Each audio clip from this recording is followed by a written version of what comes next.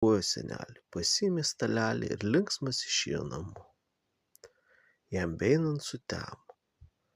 Tada jis užėjo pagiry pas vieną žmogų ir pasiprašė nakvynės. Kai buvo laikas vakarieniauti, vaikas pasistatė stalelį ir tarė: "Stalelį apsidenk." Tuoj ant stalelio atsirado visokių valgymų ir gėrimų. Vaikas pats pavalgė ir pavaišino visą šeimyną. Tie labai stebėjosi, o šeimininkas sumanė vaiką apgauti. Kai tas užmigo, jis stalelį pasiėmė, o į jo vietą pastatė kitą visai panašų. Rytą atsikėlęs vaikas išėjo namo ir nešėsi stalelį, džiaugdamasis, kad pralinksmins tėvus tokią nepaprastą dovaną. Parėjęs norėjo tuoj pasigirti.